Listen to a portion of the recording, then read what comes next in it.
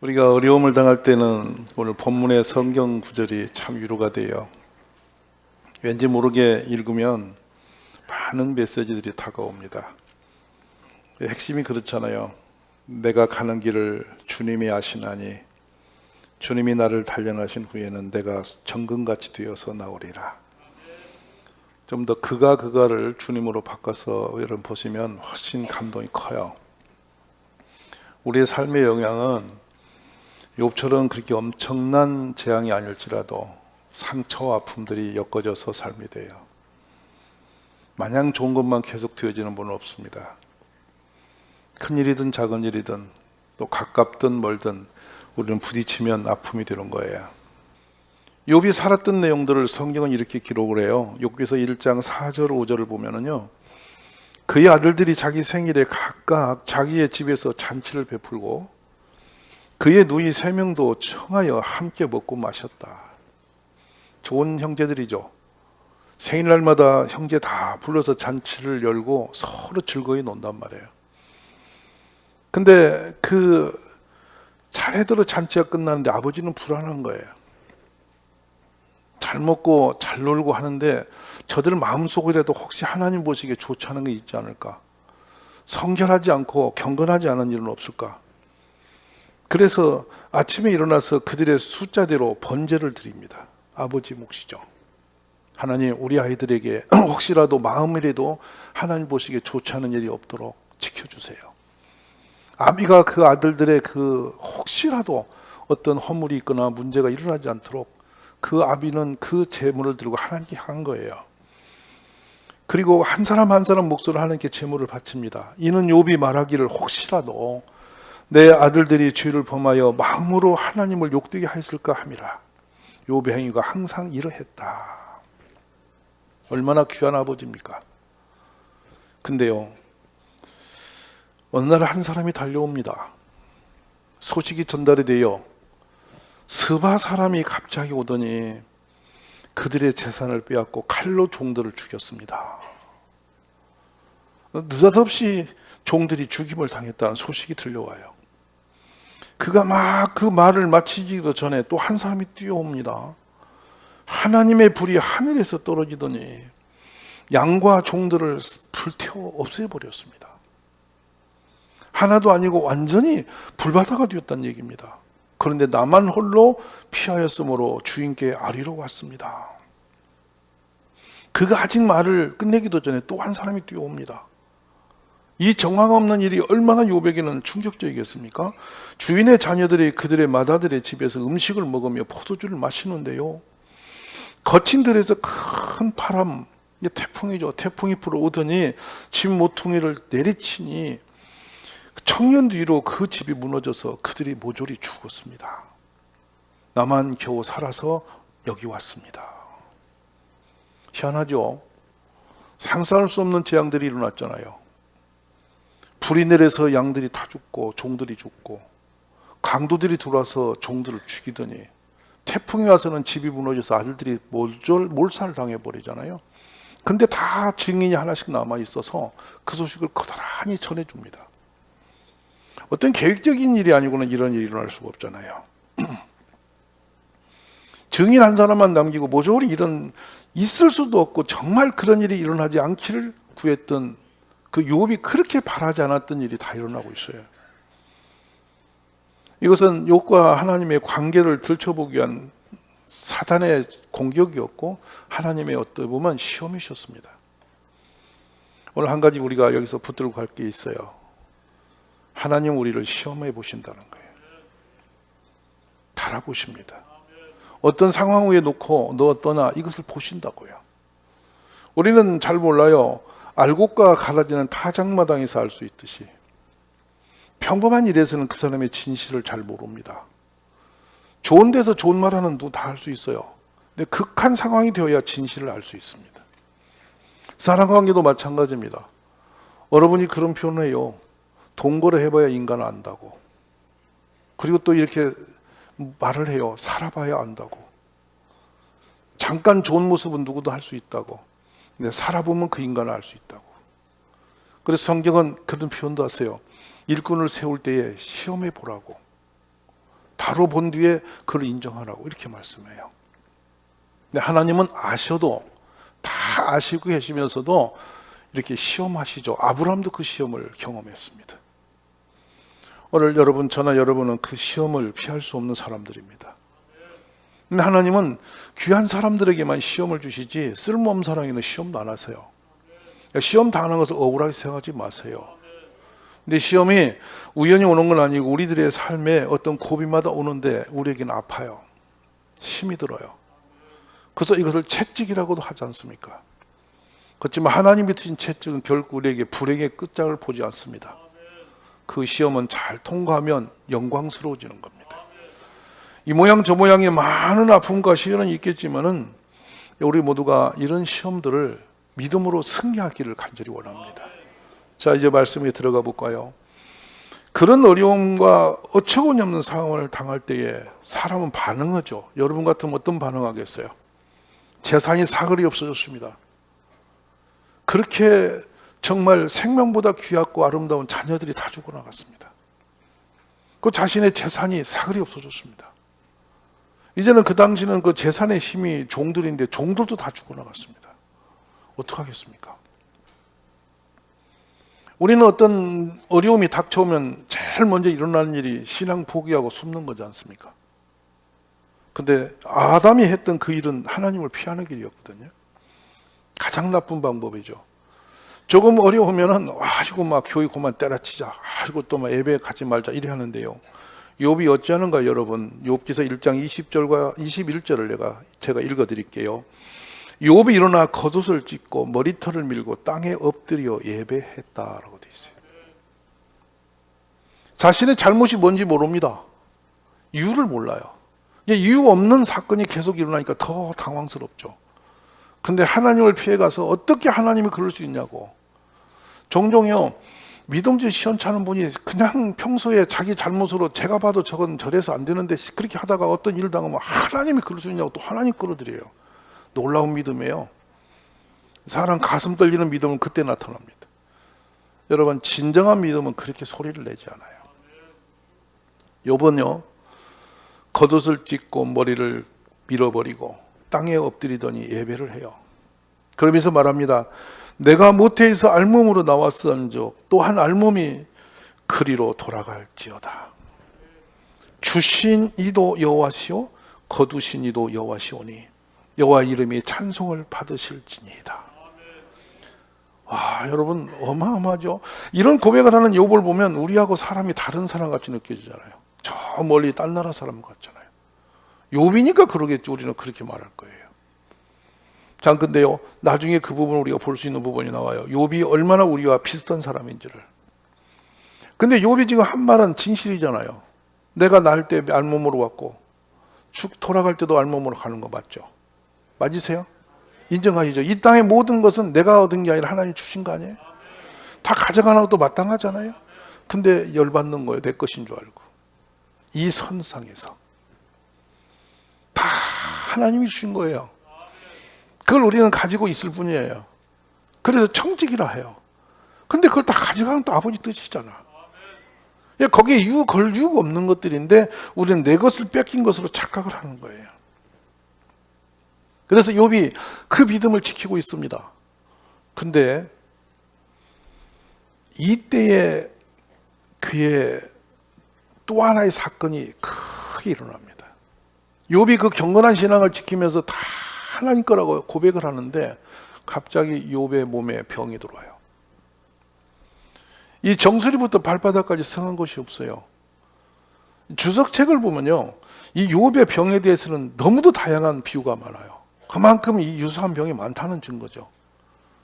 근데 이 고통은 어디서 표현이 안 되는데 지금 욥이 그런 병이 걸려요. 근데 욥이 그 상황에서 어떤 상태가 되냐면 욥이 재 가운데 앉아서 질그릇 조각을 가져오더니 몸을 긋고 있더라. 내 잘못입니다 하고 하나님께 잘못했어요 하고 이유도 없이 그 잘못을 끄고 앉아서 죄에 올라앉았다는 것은 자기가 잘못된 죄인이라는 거예요. 거기 앉아서 이 질그릇 조각으로 자기 몸을 긁고 있으니 그의 아내가 이번에 등장합니다. 자, 뭐라고 이제 들어보세요. 당신이 그래도 자기 온전함을 굳게 지키겠느냐? 하나님을 욕하고 죽어라. 지금 이 용어는 욥의 아내가 하고 있지만은 사탄이 정면으로 그 아내의 입술을 통해서 던지는 메시지입니다. 종종 제가 그런 표현하죠. 그놈의 목소리라는 용어. 제가 그런 설교를 몇 달 한 적이 있어요. 그놈의 목소리. 선악과 먹으라고. 절대 안 죽는다고. 그게 누구 소리예요? 너 죽어버리라고. 너 교회 그만 댕기라고.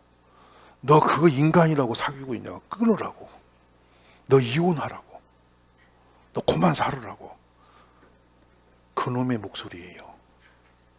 아멘. 우리는 그놈의 목소리에 반응을 참 잘해줘요. 반응을 해요. 그러자고. 맞다고. 그놈이 나쁘다고. 이래 해요. 그러니까 잘 분석하세요.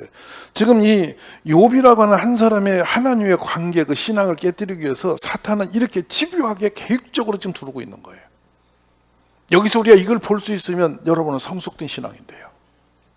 얼마나 두렵습니까? 얼마나 겁이 납니까? 이제는 이런 정황 다 이기고 나니까 마지막 부인이 와서 푹 찌르는 말이 그래도 네가 무슨 신앙인이라고? 네가 신앙을 지킨다고? 아이고 잘났다. 하나님 욕하고 가서 죽어버리라. 지금 이런 부류로 지금 욥을 충동했다고요. 근데 욥이 뭐라고 말합니까? 당신의 말이 참 어리석은 여자의 말 같소. 우리가 하나님께 복을 받았은즉 화도 받지 않겠소. 복을 받았으면 화도 받을 수 있지. 왜 하나님을 원망하여? 이렇게 욥이 자신의 신앙을 지켜버리는 거예요. 참 놀랍죠? 그러면서 이 본문은 그렇게 기록합니다. 이 모든 일에 욥이 입술로 범죄하지 아니하니라. 여기서 한 가지 짚고 가십시다. 우리는 믿음으로 어떤 상황을 반응합니까? 감정으로 반응합니까? 이 설교는 아마 우리 교회에서 다니신 분은 참 많이 들었습니다. 어떤 상황이 들면 전부 다 감정을 앞세서 들고 나와요. 기분이 나빠서 존심이 상해서 무엇이 어째서 전부 감정으로 판단 기준 쌓고 들어옵니다. 여러분 성경 말씀 어디로 갔나요? 신앙은 어떤 햇빛이 있습니까? 순간에 다 내버리죠. 그 감정을 들고 뛰다가 버림받은 사람이 모세예요. 그 위대한 모세가 그 감정으로 돌판 깨고 나중에 버려짐을 당합니다. 무리바에서의 지팡이로 바위를 치면서 혈기를 냅니까? 끝났잖아요. 무서운 거예요. 루벤이 정말로 유광이 초동하고 그 기력이 시작인 사람이에요. 그 사람이 그 혈기 감정 때문에 그 장자의 권세를 빼앗겨 버립니다. 감정을 가지고 인생 보지 마시고 여러분 믿음으로 서시기를 간절히 바랍니다. 그리고 나서 욥이 그 절망 가운데 탄식하는 장면이 참 가슴에 울림이 와요. 이 말씀을 제가 어제 새벽녘에 이렇게 말씀을 다시 묵상하는데 왜 그렇게 눈물이 나는지 모르겠어요. 욥이 이런 표현을 해요. 욥기서 3장에 보면 24절에서 26절 한번 열어보시겠습니까? 참 가슴이 옵니다. 한번 읽어보십시다. 나는 다 같이 읽읍시다. 나는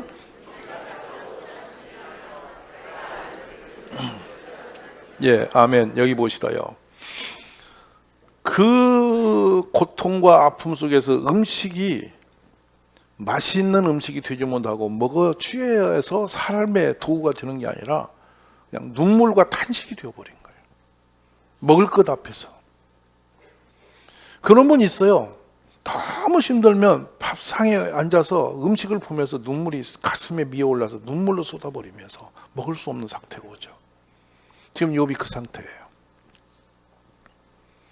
종종 여러분 아주 힘이 기를 때 그런 거 있죠. 공깃밥 하나 앞에 놓고 내가 이거 먹으려고 이렇게 살았나?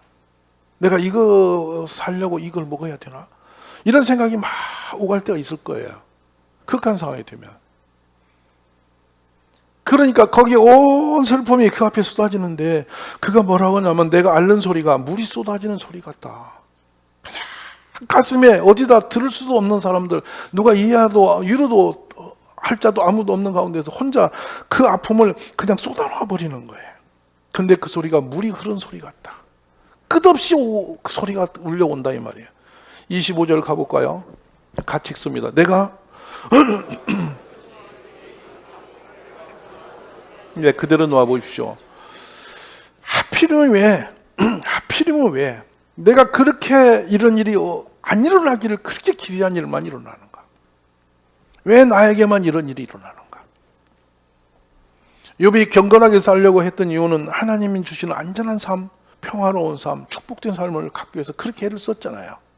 여러분 그렇게 살고 싶어서 교회 다니지 않으세요? 이렇게 예배 드리지 않으세요?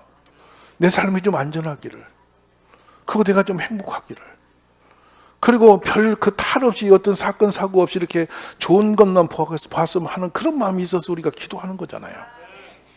근데 욥이 그렇게 하나님 앞에 애를 썼는데 왜 이런 일이 이렇게 올 수 있냐는 거예요. 그래서 그것이 미쳤다고 탄식을 하면서 26절을 보시다요. 나에게는 평온도 없고 안일도 없고 휴식도 없고 다만, 이 불안이란 말이 공포처럼 두려움이 계속 밀려오는 상태입니다. 그러니까 자신에게는 평안도 안일도 휴식도 아예 쉼도 없이 그냥 내 인생 그냥 이렇게 마치 프라이팬에 올라진 어떤 요리상이 있는 것처럼 막 들끓고 있다는 것이죠. 욥의 탄식이죠. 근데 여기까지 욥이 스스로 견뎌내고 있어요. 근데 여기다가 정말 기적 같은 일이 또 하나 일어납니다. 아주 경건한 좋은 친구 엘리바스가 찾아와요. 근데 한마디로 딱 지금 뭐라고 말하냐면, 욥아, 네가 잘 알지 죄 없이 망한 사람이 있냐? 바로 위로하러 온 사람이 욥의 심장을 그냥 찍습니다. 한번 여러분 성경 욥기서 4장 7절의 9절인데요. 생각하여 보라. 죄 없이 망한 자가 누구냐? 정직한 자의 끊어짐이 어디 있느냐? 자, 이어갑니다.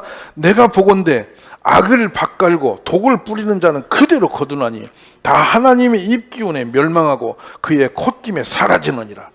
이 말이 무슨 말입니까? 네가 악인이야. 네가 아주 하나님 말, 너가 지금 의롭다고 말하는 너는 아주 더러운 죄인이야. 부정직한 자야. 네가 원인 없이 지금 이렇게 되는 줄 알아? 내가 보건대 악을 밭갈고 독을 뿌리는 사람, 그 사람이 거두는 그 모든 것 지금 너에게 온 거야. 여러분, 욥은 이 얘기 들을 때에 아마 자신이 당해온 모든 그 상황보다 더 큰 충격이 여기서 왔을 거예요. 네 아이들이 죄 없이 죽은 줄 아냐? 얼마나 죄가 많으면 죄값으로 그렇게 죽일 수밖에 없는 상태였겠어? 이미 죽어버려 세상에서 잃어버린 자녀를 그렇게 딱 친구가 와서 찍어낼 때 얼마나 어렵겠습니까? 그러면서 기도 없는 사람으로 또 폄하해버립니다. 너가 만일 하나님을 찾으며 전능하신 이에게 간구하고 또 청결하고 정직하면 반드시 너를 돌보시고 내 의로운 처소를 평안하게 하실 것이다. 그러면서 종종 여러분 개업 때 많이 하신 말씀이 여기서 나와요. 내 시작은 미화가 있으나 내 나중은 심히 장대하리라. 함부로 이 말씀 듣지 마세요. 다시 욥을 조롱하듯이 갖다 찔러버린 말씀입니다. 이걸 앞도 뒤도 안 맞는 말을 갖다 던져놓은 거예요. 네, 그렇죠. 이게 언어적 해석으로는 작은 것이 나중에는 참 커진다고. 근데 이게 죄가 그렇다면 어떡할래요? 죄가 작은이다니 큰 죄 된다면 어떡할래요? 그래서 결국에는 그래서 죽을 수밖에 없다고 뭐라고 할래요? 은근히 보면 그런 작업으로 들어간 언어예요, 이 언어가. 써서는 안 되는 언어죠, 여러분. 맞죠? 이 방점이 잘못 찍은 방점이에요. 근데요, 욥이 이 상황에서 자신을 변명합니다. 지혜와 권능이 하나님께 있고, 아멘. 계력과 명철도 하나님께 속하였나니 주님이 허르신즉 다시 세울 수 없고 사람을 가두신즉 놓아주지 못하느니라. 주가 물을 막으신즉 곧 마르고 물을 보내신즉 곧 땅을 뒤집나니 능력과 지혜가 주님께 있고 속은 자와 속이는 자가 다 주님께 속해 있느니라. 하나님을 인정하는 거예요. 여러분, 잠언에서 종종 말씀하잖아요. 범사에 하나님을 인정하라고. 그러면 그가 너희 가는 길을 지도하실 거라고. 아멘이세요. 그러니까 좋을 때만 우리가 뭐 필요할 때만 하나님을 인정하는 게 아니고 엄청나게 어려울 때, 견딜 수 없는 고통과 시험이 왔을 때, 이 일도 하나님이 하시는 거야. 이 너머에 주님이 선한 길을 인도하실 거야 라고 그 어둠과 고난 가운데 희망을 갖고 나가는 거, 이게 신앙임을 믿으시기 원합니다. 그래서 내 얼굴은 울음으로 붉었고 내 눈꺼풀에는 죽음의 그늘이 있다. 그러나 내 손에는 포악이 없고 나의 기도는 정결하니라. 욥이 선택한 것은 기도입니다. 많은 공격이 이렇게 점점 더 강하게 자기를 앞세울 때 욥이 마지막 들고 선 것은 그렇지만 나는 기도로 승부한다. 근데 기도가 분노의 기도가 아니고 올곧이 하나님만 바라보는 기도다. 우리 기도의 능력이 이렇게 임하시기를 주의 이름으로 축원합니다. 그래서 그렇습니다. 욥은 그 환난 가운데 선택을 하나 하죠. 모든 답은 하나님께 있다. 아멘. 그래, 나는 걷잡을 수 없고 인간의 이 모든 한계를 넘어진 고난이 내 삶을 덮쳐서 삼켰는데 그래, 그래도 괜찮아. 하나님이 아시니까. 따라해 보실래요? 하나님이 아십니다. 정말 힘들 때 주님이 아세요. 너무 억울할 때 주님이 아세요. 아세요? 모르세요? 아세요. 주님이 아신다고요. 이해할 수 없을 때 주님은 아신단 말이죠. 아멘. 욥기 23장 6절에서 10절까지가 오늘 이제 핵심인데요. 그가 권능을 가지시고 나와 더불어 다투시겠느냐? 아니로다. 도리어 내 말을 들으시리라. 거기서는 정직한 자가 나와 변론할 수 없은즉 내가 심판자에게서 영원히 벗어나리라. 그런데 내가 앞으로 가도 주님이 안에 계시고 뒤로 가도 보이지 아니하시는구나. 주님이 왼쪽에서 일하시나 내가 만날 수 없고 주님이 오른쪽에 돌이키시나 배울 수가 없구나. 여러분, 얼마나 욥이 아무도 자신의 마음을 이해해 주지 않았고 어떤 상황도 돌파하고 없고 해답을 찾지 못하는 상태에서 욥이 하나의 희망은 주님 좀 만나주세요. 우리가 어려울 때는 주님 만나시기 바라요. 주님께 엎드리십시다. 그러면서 그렇습니다. 자신을 가장 잘 아는, 나의 모든 아픔을 가장 잘 아시는 분은 누구? 그 얘기예요. 나의 억울함을 다 아시는 분은 하나님이세요. 그러시고, 그래서 욥이 이런 말을 남기잖아요. 나가 가는 길을 주님이 아시나니. 따라해 보실래요? 나의 가는 길을 주님은 아십니다. 나를 단련하신 후에는 내가 정금같이 될 것입니다.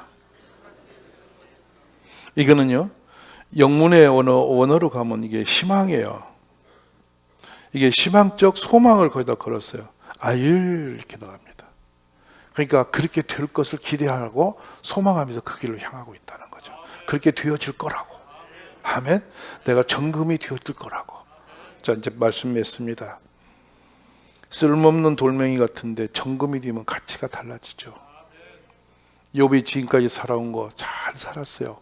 다 잊고 그 고난이 덮쳐오면서 욥이라는 사람이 새로운 사람으로 더 멋있는 믿음의 사람으로 지금 빚어지기 시작해요.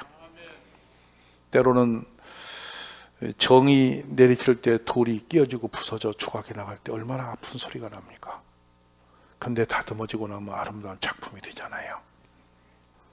여러분, 욥처럼 죽어나가고 다 빼앗기기 전에 사람의 말도 힘든 게 세상이에요.